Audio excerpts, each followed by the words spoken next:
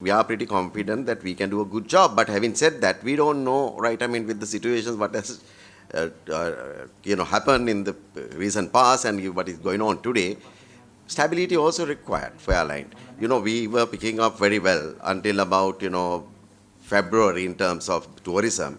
Now today with the current situation, sir, right? I mean, the business is not that great.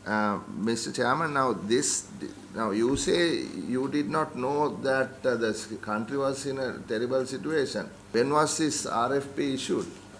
10th of April. When did the country announce bankruptcy? No, that was on the 12th. So, I mean, I don't know. You were aware that the country was going to issue that statement on the 12th? Honorable member? No, don't ask me. No, I'm just asking a question that anybody would ask. How would we know, right? I mean, the country is going to announce the bankruptcy on the 12th. Chairman, now you have to be very careful. You want to listen. Yeah. I have come here to ask you questions. Please don't raise your voice. ඒ ප්‍රශ්නෙට උත්තරේ තමයි ඔව්. අපි දැනගෙන හිටියා මේ රට ඉතාමත්ම නරක තැනක තියෙන කියලා. ඔව් අපි දැනගෙන හිටියා මේ රට බංක්‍රප්ට් තමයි කියලා. ඒක අපි දැනගෙන හිටියේ අද ඊයේ නෙමෙයි. ඒක දැනගෙන හිටියේ මේක ගොඩක් කල්. අපි ගොඩක් අවස්ථාවලදී අපේ අදහස් ඉදිරිපත් කරා. ඒක මේ රජය ඇහුවේ නැති එකට අපිට කරන්න දෙයක් නැහැ. නමුත් අපි වග කියන විපක්ෂයක් හැටියට අපි දන්න දේවල් අනුව ඉතාමත්ම තදින් ප්‍රජාතන්ත්‍රවාදී රාමුව තුල අපි රජයට කිව්වා මේ රට බැංක්‍රප්ට් වෙනවා කියලා මේ විදියට ගියොතින්. ඒක ඇහුවේ නැහැ ගරු සභාපතිතුමා. ඒකට අපිට කරන්න දෙයක් නැහැ. නමුත් ඔබතුමාගේ ප්‍රශ්නෙට උත්තරේ ඔව්. අපි දැනගෙන හිටියා මේ රට බැංක්‍රප්ට් වෙනවා කියලා. හරි? දෙවනි ප්‍රශ්නේ තමයි දැන් මම ඇහුවේ මේක දැන් මේ ඔබතුමාලා දැනන් හිටියේ නෑ කිව්වනේ මේ රට තිබිච්ච තත්ත්වේ. හරි එතකොට මේ බෝඩ් එක අත් වශයෙන්ම හිතා ගන්න මට අමාරුයි දැනගෙන හිටියේ නැහැ කියලා රට තියෙන්නේ මෙතරම් අමාරු තත්ත්වයක කියලා. හරි එතකොට මම අහන්නේ එතකොට මේක මේවා 20ක් හරි 30ක් හරි කීයක්ද මන් දන්නේ 21ක් ගන්නේ දැන් ගන්නේ නැත්තම් ඇයි මේක දැන් ඉදිරිපත් කරන්නේ? හරි දැන් මාකට් එක ඇසස් කරන එක දැන් අපේ රට ඩබල් සී වෙලා ඉන්නකොට ශ්‍රී ලංකන් එයාර්ලයින්ස් එකේ රේටින් එකත් රජයේ සොවරින් එකේ රේටින් එක සමගාමීව යන නිසා එතකොට දැන් ලැබෙන ඔෆර්ස් සහ රට නැවතත් ධනාත්මක තත්වයකට ආවයින් පස්සේ ලැබෙන ඔෆර්ස් අතර වෙනසක් නොතිබෙයිද? අපි වැටිලාම ඉන්න අවස්ථාවක අපිට ලැබෙන ඔෆර්ස් එච්චර හොඳ වෙන එකක් නෑ නේද? හරි එතකොට මම මේ ප්‍රශ්නේ අහන්නේ සභාපතිතුමා මේ අවසානයේදී මේ රටේ මිනිසුන්ගේ සල්ලි තමයි ඔබලාගේ ගුවන් සේවයට පාවිච්චි කරන්නේ. ඔබලාගේ ගුවන් සේවයේ පාඩු සහ ඔබලාගේ ගුවන් සේවයේ ණය ගෙවන්නේ මේ රටේ මිනිසුන්ගේ සල්ලි. අද මේ රටේ මිනිසුන්ට බෙහෙත් නැහැ. අද මේ රටේ මිනිසුන්ට කන්න නැහැ. ඒක තමයි යථාර්ථය.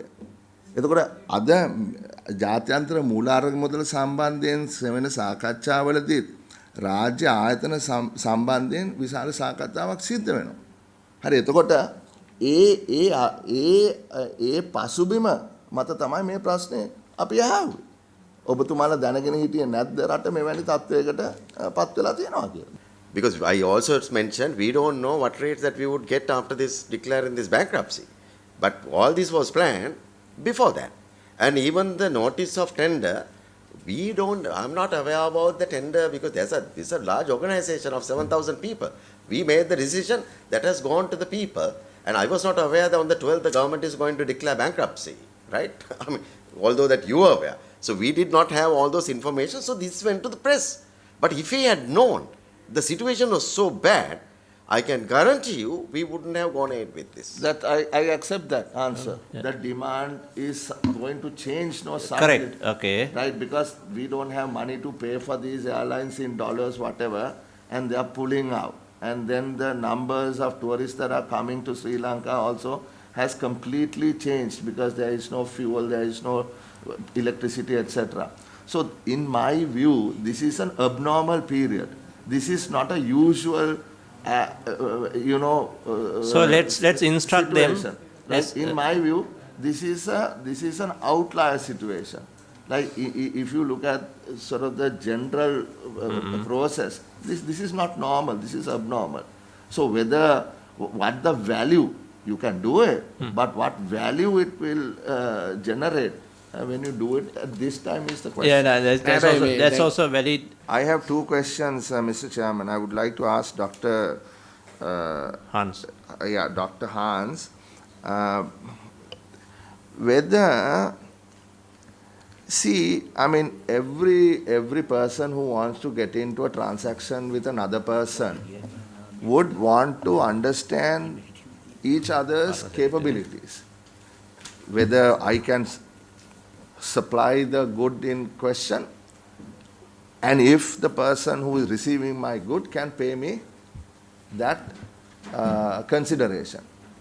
Now, given that we are who we are,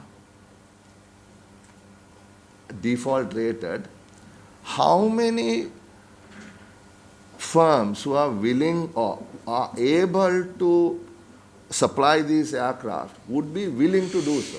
Is my first question. Right? My second question is, in this it says notification of procurement. Bids are invited by the chairman of the bid evaluation committee on behalf of SriLankan Airlines for the supply of suitable aircraft for a period of 4 to 6 years. So when I read it, Dr. Hans, maybe there is more to it than this, but the immediate comprehension is that this is some sort of, call to Bid. Yeah, for the supply. Bids are invited. It says bids are invited. It doesn't say the expression of interest in order to consider to bid. Yeah. It says bids are invited. That language should be corrected. I think that is also So there. I those also are my felt two questions. something like that. But yeah, that's a different matter. If you are saying that this was just for the exploration, then that is fine. But the notification kind of idea was something different. That is what just. Honorable Chairman. Yeah. I Go think, ahead. So valid questions. May I answer the first one, and second one I'll refer to our CFO or the procurement on the exact nomenclature, because what the board approved was an exploration of eligible bidders first, then moving to a RFP. On the first question, you're absolutely right. I think timing is very, very bad. However, the timing another aspect of timing we cannot change is the expiry of the leases. So there will come a time when one by one these aircraft go out of the fleet. So you're absolutely correct. The pricing environment, the risk beta that they add, etc. We don't know. It may not be ideal. However, like our chairman explained earlier today, there has been a fairly enthusiastic response thus far with respect to submission of credentials, and our view from just looking at 15 months down the road and the procurement time it takes to procure, our view is that having a situation with no aircraft is going to be detrimental to the airline, and if it's detrimental to the airline, the capacity. I am going to respectfully disagree with my friend Dr. Hans Vijay Surya, because I am not able to accept your explanation. On what? I tell you, now I read this, the gentleman at the back said, if you read this whole thing, you will realize, Mr. Ratwat, Samantha Ratwat, yeah. Ms. Ratwat, that you will realize this is only an exploration. But to my understanding, there are three things here. Profile of the bidder. Yes, wait, right?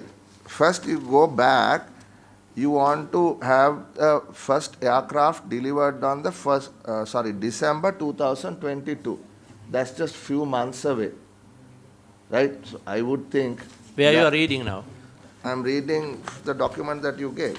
Okay. That it says the delivery schedule is December 22, Right. starting December 22. Yeah, it is there. Now, So These are the supporting documents that they are providing for with this one. Yes, Okay. yes. So I have never done this, and pardon me for my sort of lack of understanding or little understanding of the subject, Mr. Chairman.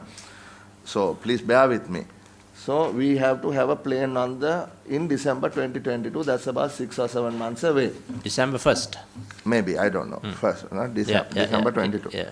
Right. Now, there are three things in this. One is, now to get this plane my understanding, right, in December 22, it says bids are invited for the supply of suitable aircraft for a period of 4 to 6 years. One. Two, bidding will be conducted by international competitive bidding, and the documents must be collected by the 18th of April 2022. Three, these bids will be submitted by the 16th of May 2022, and on that date, at 2 o'clock, bids will be opened and decisions will be made. So to me, this seems to be like a process in order to meet the delivery deadline of December 22. It doesn't look as if it is only an exploration exercise where somebody wants to see who is able to bid. I also, this is very important point. I think though the board of directors want something, the way that it was documented and published was rather deviated kind of direction.